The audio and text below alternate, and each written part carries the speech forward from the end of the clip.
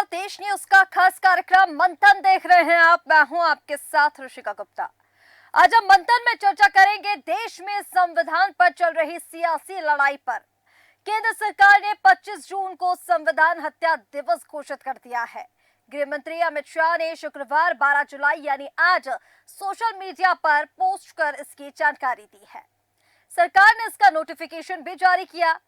शाह ने लिखा, 25 जून 1975 को तत्कालीन प्रधानमंत्री इंदिरा गांधी ने अपनी तानाशाही मानसिकता को दर्शाते हुए देश में आपातकाल लगाकर भारतीय लोकतंत्र की आत्मा का गला घोट दिया था। लाखों लोगों को अकारण जेल में डाल दिया गया और मीडिया की आवाज को दबा दिया गया।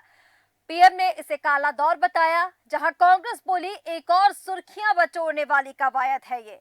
प्रधानमंत्री नरेंद्र मोदी ने कहा, 25 जून को संविधान हत्या दिवस के रूप में मनाना इस बात की याद दिलाएगा कि उस दिन क्या हुआ था और भारत के संविधान को कैसे कुचला गया था। ये भारत के इतिहास में कांग्रेस द्वारा लाया गया एक काला दौर था। उधर कांग्रेस ने सरकार के इस फैसले को एक और सुर्खियां बटोरने वाली कवायद बता दिया है। कांग्रेस नेता जयराम रमेश ने कहा कि ये नॉन बायोलॉजिकल प्रधानमंत्री की एक और सुर्खियां बटोरने वाली कवायद है, जिसने 10 साल तक घोषित आपातकाल लगाया था। उसके बाद भारत के लोगों ने उसे 4 जून 2024 को एक निर्णायक व्यक्तिगत राजनीतिक और नैतिक हार दी, जिसे इतिहास में मोदी मुक्ति दिवस के रूप में जाना जाएगा। तो वार पलटवार दोनों ही तरफ से, लेकिन सवाल ये कि आखिरकार संविधान का असली रखवाला कौन है, और इसी पर आज चर्चा करने वाले हैं खास मेहमान हमारे साथ जुड़ चुके हैं। उनका परिचय आपसे करा देते हैं। हमारे साथ वरिष्ठ पत्रकार आलोक त्रिपाठी जुड़ गए हैं और इसी के साथ हमारे साथ आम आदमी पार्टी प्रवक्ता प्रकाश श्रीवास्तव जुड़ गए हैं। कुछ ही देर में मिर्जा अशफाक सकलानी कांग्रेस प्रवक्ता हमारे साथ जुड़ेंगे और साथ ही राजेश्वर पनौली प्रवक्ता भारतीय जनता पार्टी से हमारे साथ जुड़ेंगे। लेकिन शुरुआत आलोक त्रिपाठी जी मैं आपके साथ करना चाहूंगी, क्योंकि 25 जून 1975 की याद दिलाते हुए अब इमरजेंसी उस दिन लगाई गई थी और अब इसको लेकर नोटिफिकेशन जारी कर दिया गया। संविधान हत्या दिवस इसे घोषित कर दिया गया है। कैसे देख रहे हैं इसे? सवाल ये कि आखिरकार संविधान का रखवाला कौन है और क्यों जरूरत आन पड़ी कि संविधान हत्या दिवस घोषित करना पड़ा 25 जून को? आलोक जी। सरकार ने ये अभी जिस तरह से इसको लागू किया और एक चर्चा का विषय बन गया, तो कहीं ना कहीं उन्होंने कांग्रेस पे हमला बोला है सरकार ने। और जिस तरह पिछले चुनाव में अगर देखें, कांग्रेस हो या समाजवादी पार्टी हो या जो इंडिया गठबंधन के लोग थे, जिस तरह वो उन्होंने पूरे चुनाव में प्रचार किया कि 400 सीटें और संविधान बदलने का, तो ये मुझे लगता है कि सरकार ने उसी का एक काउंटर किया है और कांग्रेस को घेरने का प्रयास किया है। और ये पूरे देश में एक माहौल बनाया जाएगा कि कांग्रेस ने क्या किया था, जबकि मुझे लगता है कि आज इसकी आवश्यकता नहीं थी। आज इस तरह की कि हम हत्या दिवस मनाएं, जो कि और दिवस तो मनाते अच्छा लगता है, लेकिन एक हत्या दिवस मनाना ये मुझे नहीं लगता कि हत्या और फिर उसके बाद दिवस भी हम मनाएं। तो ये जो शब्द है ये शब्द उचित नहीं है। ठीक है, और आज हमको नहीं लगता कि इसकी आवश्यकता है। हम आगे बढ़ चुके हैं, बहुत पीछे छोड़ा है उस चीजों को। उन चीजों को हम याद करके हम क्या दिखाना चाहते हैं, हमको आगे क्या करना है, क्या प्लान है, हमको उस पर काम करना चाहिए। सरकार की आगे की योजनाएं क्या है, देश को कैसे आगे विकास के पथ पे ले जाना है, उसको बात करनी चाहिए। किस तरह से इंफ्रास्ट्रक्चर मजबूत करना है, रोजगार की बात करनी है। लेकिन हम अगर पिछली चीजों को ही याद करते रहेंगे, पिछली सरकारों ने ये किया, उन्होंने जो किया उसका उन्होंने खामियाजा भी भुगत रहा, आज भी भुगत रहे हैं। लेकिन हम क्या कर रहे हैं, हम उसको करें। हम ऐसा कुछ ना करें कि हम उनकी सिर्फ याद दिलाते रहे और हम कुछ ना कर पाए, सिर्फ याद दिलाने तक ही सीमित रहे, और सरकार जब आगे दूसरी बने तो वो कुछ इसी तरह से काम करे। तो हमको इस चीज को ध्यान रखना होगा, क्योंकि वो सरकार थी, उस समय भी चुनी हुई सरकार थी। उस सरकार ने किन परिस्थितियों में किस आवश्यकता थी, क्या लगा उनको कि उन्होंने इस तरह से आपातकाल लगाया, तो वो उस समय की चीजों रहा होगा। लेकिन इतने वर्षों बाद हम उसी को लेकर के फिर ढिंढोरा पीट रहे हैं, तो ये मुझे नहीं लगता कि बहुत ये ही कह ज्यादा सकते हैं उचित होगा। आलोक जी कि सरकार का ये जो नोटिफिकेशन जारी हुआ है या फिर ये जो संविधान हत्या दिवस घोषित करने का ऐलान किया गया है, ये सिर्फ एक सुर्खियां बटोरने के लिए, जैसे कि आरोप लगाए जा रहे हैं विपक्ष की ओर से। जी, देखिए, बिल्कुल बिल्कुल बात ठीक कह रही है, और विपक्ष ने भी इस बात को किया, क्योंकि कहीं देखिए पिछले समय इस बात को लेकर के राहुल ने भी जवाब दिया था कि जो हो सकता है कि ये गलती हुई हो, लेकिन चूंकि बहुत पहले की बात हो चुकी है, अब हम उस चीज को लेकर के अगर इतने वर्षों बाद हम ये बात करते हैं और उसको लेकर के एक संविधान बनाते हैं और हत्या दिवस मनाएंगे, क्योंकि अभी तक का ये हत्या दिवस तो कहीं नहीं बना है। ये मुझे लगता है पहला बात होगी कि हम हत्या का भी दिवस मनाएंगे, तो ये जो शब्द है ये उचित नहीं है। हम्म, ठीक है आलोक जी। हमारे साथ प्रखर जी बने हुए हैं आम आदमी पार्टी से प्रवक्ता। प्रखर जी, मैं आपके पास आना चाहूंगी। सबसे पहले तो इसी पर मैं आपकी प्रतिक्रिया चाहूंगी। अब सरकार ने यहाँ पर ऐलान कर दिया है कि जो 25 जून 1975 को इमरजेंसी लगाई गई थी, अब हर 25 जून को संविधान हत्या दिवस मनाया जाएगा। क्या है आपकी पार्टी का स्टैंड इस पर? ऋषिका जी, सबसे पहले आपको नमस्कार, आपके सभी दर्शकों को मेरा नमस्कार और यहाँ पे बैठे हुए सभी प्रवक्ता गणों को मेरा नमस्कार। देखिए ऋषिका जी, मैं आपकी डिबेट पे, आपके चैनल पे कई बार बैठा हूँ। मैंने एक बात बोला बार बार, 2024 से पहले इस देश के अंदर अघोषित आपातकाल लगा हुआ है। नरेंद्र मोदी जी की सरकार, भारतीय जनता पार्टी सरकार तानाशाही के रवैये से देश चलाना चाह रही थी। 2024 में देश की जनता ने उनको आईना दिखाने का काम कर दिया। जो 400 पार का नारा लेके निकले थे, उनकी स्थिति ये हो गई कि अब 2 बैसाखियों पे चलने पे मजबूर कर दिया जनता ने। कोई भी एक बैसाखी अगर आदरणीय प्रधानमंत्री नरेंद्र मोदी जी के बगल से हट जाएगी तो भारतीय जनता पार्टी की सरकार गिर जाएगी। देखिए बड़ा हास्यास्पद लगता है कि जब संविधान की हत्या, संविधान दिवस, इस तरीके के शब्द प्रयोग करे जाते हैं।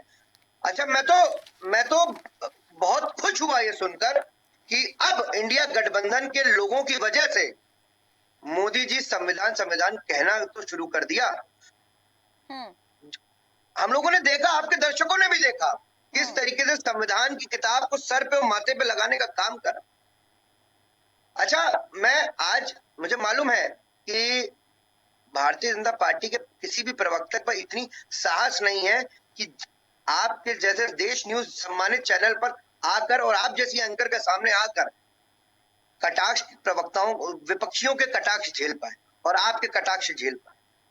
तो ये पूरी तरीके से हम लोगों को पता है ऋषिका जी। देखिए, मैं तो आज बहुत उम्मीद से बैठा हुआ था कि जब भारतीय जनता पार्टी के प्रवक्ता अगर बैठते तो मैं उनसे सवाल करता। जवाब भी देंगे प्रखर जी, संपर्क किया जा रहा है उनसे। वो नहीं आएंगे, मैं जानता हूँ, आप निश्चिंत रहिए। मैं भी जानता हूँ वो नहीं, क्योंकि वो भागेंगे इन सब चीजों से, क्योंकि उनके पास जवाब नहीं है कि किस तरीके से उत्तराखंड की सरकार को गिराई भारतीय जनता पार्टी ने, किस तरीके से महाराष्ट्र में तोड़ फोड़ के खरीद फरोख्त करके सरकार गिराई, किस तरीके से गोवा की सरकार तोड़ फोड़ के खरीद फरोख्त करके बनाई, किस तरीके से उत्तराखंड की सरकार खरीद फरोख्त करके बनाई।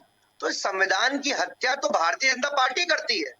तो हम लोग तो हद, देखिए ऋषिका जी, मेरी पूरी बात 1 मिनट आ जाने दीजिए। बोलिए प्रखर जी। देखिए किस तरीके से ये तो डेली संविधान की हत्या करते हैं।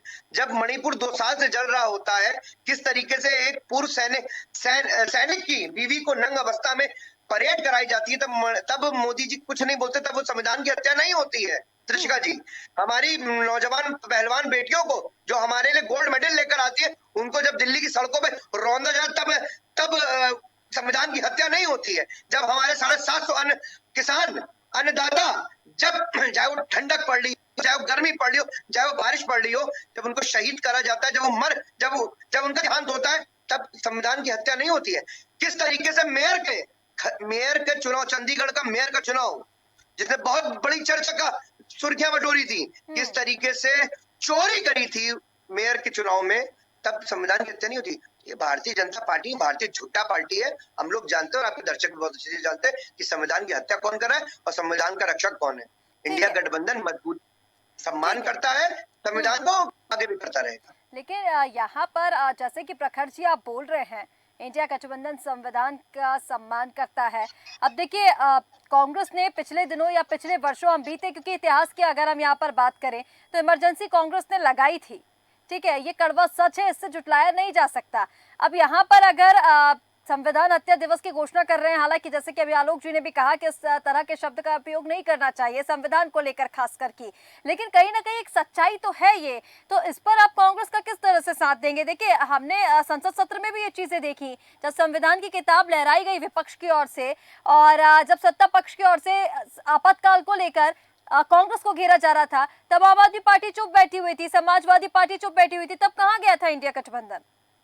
देखिए त्रिशिका जी, मैं आपको बताना चाहता हूँ, और अगर मुझे आप थोड़ा वक्त देंगे तो मैं उस वीडियो को भी आपके सामने आपको वक्त दिया गया है, आप ही के पास इतने समय से वक्त है। अभी त्रिशिका बाकी जी, प्रवक्ता त्रिशिका जुड़ेंगे जी, तो उनसे भी बिल्कुल चर्चा करूंगी मैं। मैं हाँ, बता रहा हूँ आपको। मेरी हाँ, अब आपने सवाल पूछा, मुझसे जवाब ले लीजिए। हम्म, देखिए, मैंने आपको क्या कहा कि हमारे लोकसभा के विपक्षी नेता राहुल गांधी जी ने स्पष्ट कहा हम्म, कि इमरजेंसी को कभी उन्होंने समर्थन नहीं करा, और उन्होंने इस बात का खंडन भी करा है कि उस वक्त की क्या स्थिति रही होगी, और जो इंदिरा गांधी जी को इमरजेंसी लगानी पड़ी और कांग्रेस को बदलने की जरूरत है। सुनिए और ना प्रखर ये जी, मैं मैं नहीं आपसे कह इस कह बात रहा का हूँ। जवाब देखिए, चाह आम रही हूँ, आदमी ठीक पार्टी है? नहीं करी है ऋषिका जी, सुनिए, ये आम आदमी पार्टी नहीं करी, ये उनके उनके राहुल गांधी जी के स्वयं के बयान है। मैं वही बयान को आपके दर्शकों को बता रहा हूँ। राहुल और रही गांधी जी ने ये बात, कहा था कि कुछ भूल हुई थी कांग्रेस से, ये हम सभी को पता है, हमारे बिल्कुल दर्शक भी जानते हैं। मैं आपसे पूछ रही बिल्कुल हूँ, जब कांग्रेस को घेरा जा रहा था संसद में, तब आम आदमी पार्टी कहाँ थी, कांग्रेस के साथ क्यों नहीं थी? अभी आप बोल रहे हैं कि इंडिया गठबंधन साथ में है और संविधान का सम्मान करता है। मैं आपसे पूछ रही हूँ, जब कांग्रेस को इस बार घेरा जा रहा था, तब आम आदमी पार्टी कहाँ थी? अभी तो आप गठबंधन की बात कर रहे हैं। आप मुझे एक बात बताइए, आप त्रिशिका जी, जब कांग्रेस का मुखिया खुद स्वयं होकर कह रहा है कि कांग्रेस से एक समय में भूल हुई थी ये, और उस भूल को वो स्वीकार कर रहे हैं, उसमें उसमें उसमें क्या घेरने की बात हो जाती है? हम तो घेरेंगे ठीक इस है, बात पे जो अभी वर्तमान समय में मुद्दे चल रहे हैं। मणिपुर चल रहा है, ठीक प्रधानमंत्री है, कुछ बोलते नहीं है। वो ठीक है, मटन मुगल मछली मुसलमानों के आगे बढ़ नहीं पा रहे थे ठीक है, 2024 से पहले। ठीक है, ठीक है संविधान प्रखर की जी। हत्या कौन कर रहा ठीक है था प्रखर त्रिशिका जी, जी? बीजेपी प्रवक्ता हमारे साथ जुड़ गए हैं, उनसे जवाब ले लेते हैं आप ही की बातों का। राजेश्वर पनोले जी हमारे साथ मौजूद है। राजेश्वर जी, आपके पास मैं सीधा आना चाहूंगी। संविधान जी हत्या हाँ, दिवस की घोषणा की गई है, आखिर क्या जरूरत पड़ गई संविधान हत्या दिवस की घोषणा करने की? क्यों आपने से घोषित कर दिया, नोटिफिकेशन जारी कर दिया? यानी 10 सालों से भी आपकी सरकार थी, अभी इसी वक्त क्या जरूरत पड़ी इसकी घोषणा करने की? देखिए बात जरूरत की नहीं है, हम्म, बात लगातार संविधान पे हो रही थी। माननीय लोग सभा के विपक्ष के नेता हैं और लगातार बात कर रहे थे संविधान संविधान संविधान। हम्म, जब वो लगातार एक संविधान पे कह रहे थे तो ये सत्ता का पक्ष का भी बन जाता है कर्तव्य, या भारतीय जनता पार्टी का भी बन जाता है कि भाई उसका जवाब दिया जाए कि संविधान के साथ वास्तव में तोड़ मोड़ करी गई। एक जो जनता में परसेप्शन जाने लग गया था कि शायद हम संविधान के विरोध में, हम्म, जबकि वास्तविकता ये थी कि जो 1975 में 25 जून को लगाया गया, जो एक आदमी को उस टाइम की जो माननीय प्राइम मिनिस्टर थी उनको बचाने के लिए सारा संविधान को तोड़ मोड़ किया गया। 21 महीने तक लोगों को तरह तरह की यातनाएं दी गई, अलग अलग कई लॉ चेंजेस कर दिए गए और कई ऐसी दिक्कतें खड़ी कर दी। तो संविधान का वास्तव में दुरुपयोग किसने किया? तो सरकार संविधान का वास्तव में दुरुपयोग कांग्रेस ने किया। तो ये बात जनता के परसेप्शन में भी आनी चाहिए और हम्म। जनता को भी पता होना चाहिए कि वास्तविक कल्प्रिट कौन है। तो ये ये सवाल कल्प्रिट आपको सवाल तो यही है ना राजेश्वर जी, ठीक है, आप ठीक कह रहे हैं। देखिए, जो सच है उसे झुटलाया तो नहीं जा सकता, लेकिन अब सवाल यही है कि 10 सालों में अभी क्यों आपको काला दिवस मनाना है? इसकी जरूरत अभी क्यों पड़ गई? संविधान को लेकर पहले भी चर्चा हुई है, लेकिन इस चुनाव में, हाँ ये मैं मानती हूँ कि इस चुनाव में बहुत ज्यादा ही संविधान को लेकर जो चर्चा हुई है, संविधान की किताबें लहराई गई हैं, संविधान पे बात की गई है, संविधान को बदलने की बात की गई है, लेकिन कहीं ना कहीं वो परिचर्चा भी आप ही की पार्टी की ओर से शुरू की गई थी। अब आप इसे संविधान हत्या दिवस घोषित कर रहे हैं। कांग्रेस का ये आरोप है, वो लगा रहे हैं, विपक्ष का ये आरोप है कि अब ये एक और सुर्खियां बटोरने का पैंतरा है। देखिए, विपक्ष का काम है आरोप लगाना, हाँ, फैक्ट से वो कर नहीं सकते। फैक्ट यही है कि संविधान विरोधी वही रहे, लेकिन वो दिखलाना ये चाहते थे जनता में, या लगातार में जनता में परसेप्शन बनाने की कोशिश कर रहे हैं कि संविधान के सबसे बड़े संरक्षक वो हैं, जबकि वास्तविकता ये थी और ये है। और यही बात जो है बताने के लिए एक के आम जनता को समझ में आए कि वास्तविक संविधान विरोधी कौन है और वो कब उसने वास्तव में कैसे किया। पिछले 10 सालों में ऐसी कोई बात या ऐसी कोई चीजें बाधा खुल के नहीं आई, न तो संविधान के बारे में कोई ज्यादा बातें की गई, लेकिन पिछले कुछ खास करके जो पिछले संसद के इलेक्शंस हुए उसमें लगातार ये बातें दिखलाने की कोशिश की गई कि जैसे भारतीय जनता पार्टी है, ये कहिए कि एनडीए कोई संविधान विरोधी है, और ये वापस में इस परसेप्शन को ठीक करने के लिए जरूरी था कि दिखलाया जाए कि वास्तविक संविधान विरोधी कौन है और उसने संविधान के क्या क्या एक्ट का उल्लंघन किया था और कैसे एक आदमी को बचाने के लिए पूरा का पूरा संविधान ताक पे रख दिया गया था। ठीक है, ठीक है राजेश्वर जी, लेकिन यहाँ कहीं ना कहीं देखिए सवाल मैंने आपसे यही किया था कि अभी क्यों जरूरत पड़ गई। प्रखर जी, आप राजेश्वर जी की बात का जवाब भी देना चाह रहे थे और वो ये कह रहे हैं कि जो वास्तविक सच्चाई है उसे झुटलाया नहीं जा सकता, और जो इतिहास में कहा गया था, और अभी क्योंकि इस चुनाव में आपने भी देखा हमने भी देखा प्रखर जी, जैसे कि आप बता रहे थे कि दर्शकों को पता होगा या उनका जानना जरूरी है कि संविधान को लेकर तमाम बातें की गई हैं, और उसी पर राजेश्वर जी का ये कहना है कि ये करना जरूरी था ताकि पता चले संविधान से छेड़छाड़ किसने की थी। देखिए त्रिशिका जी, मैं भारतीय जनता पार्टी के प्रवक्ता को बहुत ध्यानपूर्वक सुन रहा था। मैं उनको ये याद दिलाना चाह रहा था कि संविधान की हत्या जो डेली अगर कोई कर रहा है, रोजाना तौर पे कोई कर रहा है, तो वो है भारतीय जनता पार्टी की सरकार। किस तरीके से एक चुने हुए निर्वाचित आदि समाज से आए हुए मुख्यमंत्री हेमंत सोरेन को जेल भेजने का काम, दिल्ली के 3-3 बार के चुने हुए मुख्यमंत्री, लोकप्रिय मुख्यमंत्री अरविंद केजरीवाल को ईडी और सीबीआई के प्रकोष्ठ, ED CBI Bharatiya Janata party प्रकोष्ठों से काम करके किस जेल भेजने का काम, एक फर्जी घोटाले में। तो हकीकत तौर पे हत्या तो भारतीय जनता पार्टी कर रही है। और ये देखिए, ये जब भारतीय जनता पार्टी का होता संविधान के बारे में कभी कुछ बोल रहा होता है ना, तो ऐसा एहसास होने लगता है कि डाकू गब्बर सिंह अहिंसा में प्रवचन दे रहा हो। और ये जो नौटंकियां कर रहे हैं कि हम लोगों को आपके दर्शकों को सब मालूम है ये संविधान, कितने संविधान को मानते हैं, ये नागपुर वाले संविधान को मानने वाले लोगों में से। ठीक है राजेश्वर जी, जवाब दीजिए। वो ये कह रहे हैं कि आपने इतने दिनों से 10 सालों से जो अघोषित आपातकाल लगाया हुआ है उसके बारे में भी कुछ कही है। वो बोल रहे हैं रोज रोज इन सब चीजों के बारे में बातें होती हैं, आप उस पर कुछ नहीं कहते। तमाम मुद्दे प्रखर जी ने यहाँ पर उठाए हैं। जो प्रखर जी ने जो मुद्दे उठाए हैं वो अपने व्यक्तिगत मुद्दे उठाए हैं, एक संवैधानिक संस्थाओं पे इल्जाम लगा रहे हैं। संवैधानिक संस्थाएं अपने हिसाब से काम करती हैं और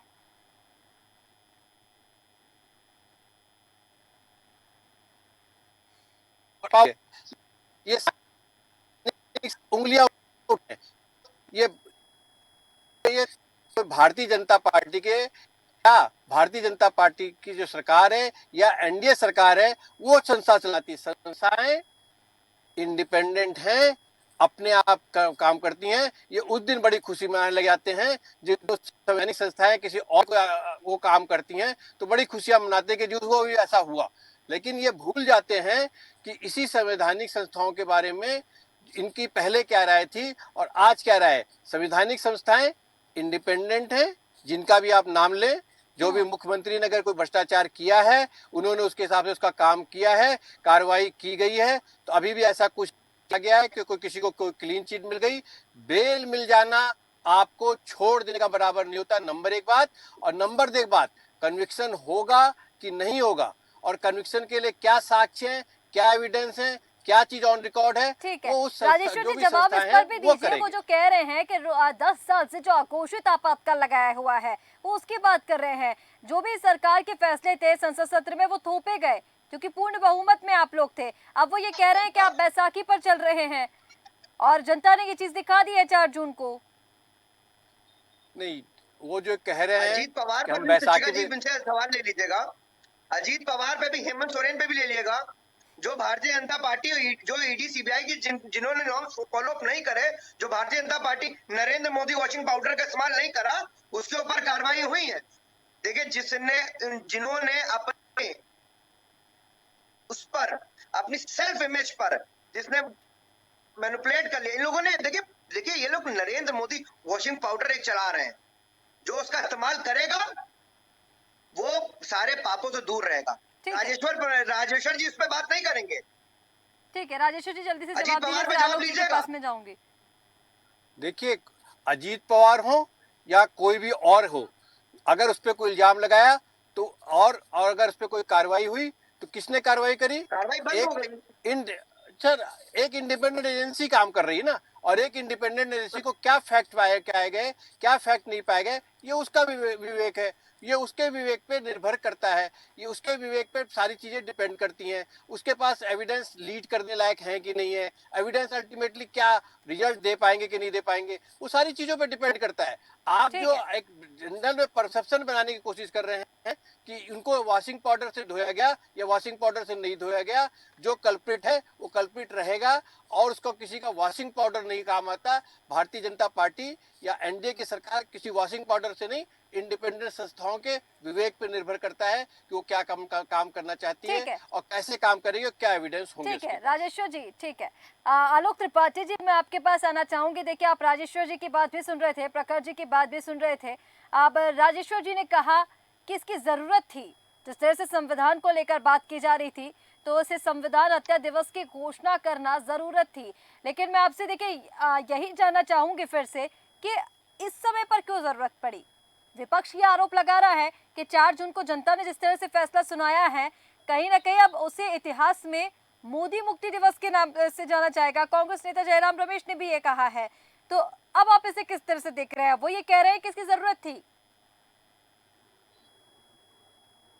जिस तरह से भी भारतीय जनता पार्टी के नेता बोल रहे हैं, तो अगर देखिए तो चुनाव में जो बात हुई थी कि संविधान बदल जाएगा, इतनी सीटें आएंगी, तो उसका जवाब मतलब हत्या दिवस बना करके देने का मुझे तो नहीं समझ में आया। आपने उसको वेरीफाई किया कि हम ऐसा कोई संविधान नहीं बदलने की बात कर रहे हैं?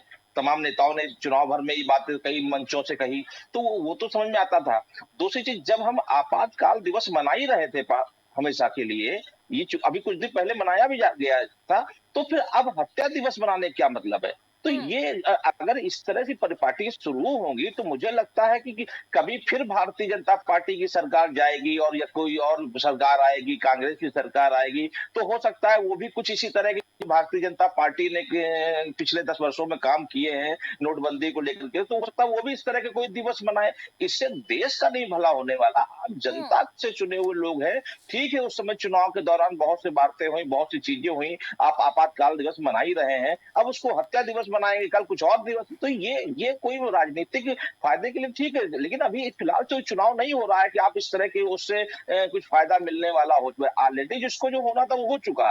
अब तो आगे आपको काम करना है, आप काम करिए, जनता के दिलों में राज करना है तो आप जनता के विश्वास को जीतिए, उनके कामों के द्वारा जीतिए। इस तरह हत्या दिवस से मुझे नहीं लगता कि बहुत ज्यादा फायदा होने वाला है। हाँ, विपक्ष जरूर थोड़ा बौखलाएगा क्योंकि उसको जो कहीं ना कहीं जवाब देना पड़ेगा इस तरह चीजें से, लेकिन जो पिछले चुनाव थे उस चुनाव में सब चीजें हो चुकी हैं। अब फिलहाल इसकी आवश्यकता नहीं थी, लेकिन भारतीय जनता पार्टी या एनडीए गठबंधन ने क्यों इस तरह किया, ये वो मुझे नहीं समझ में आता। बिल्कुल ठीक कह रहे हैं आलोक जी। कहीं ना कहीं अभी इस समय पर संविधान हत्या दिवस की घोषणा करने की क्या जरूरत थी, ये सबसे बड़ा सवाल बना हुआ है। सभी मेहमानों का हमारे साथ जुड़ने के लिए बहुत शुक्रिया। तो 25 जून संविधान हत्या दिवस घोषित कर दिया गया है। 1975 में इसी दिन इमरजेंसी लगाई गई थी और अब एक बार फिर से आपातकाल यानी संविधान की हत्या बताने की कोशिश की गई है। पक्ष विपक्ष के बीच आरोप प्रत्यारोप का दौर लगातार जारी है। विपक्ष ये कह रहा है कि एक बार फिर से सत्ता पक्ष ने सुर्खियां बटोरने के लिए इस पूरे संविधान हत्या दिवस की घोषणा की है। देखना होगा कि अब ये संविधान हत्या दिवस की जो चर्चा है, जो ये घोषणा है, वो कहां तक आगे जाती है। फिलहाल हमारे इस खास कार्यक्रम मंथन में इतना ही। अब बने रहिए देश न्यूज के साथ। नमस्कार।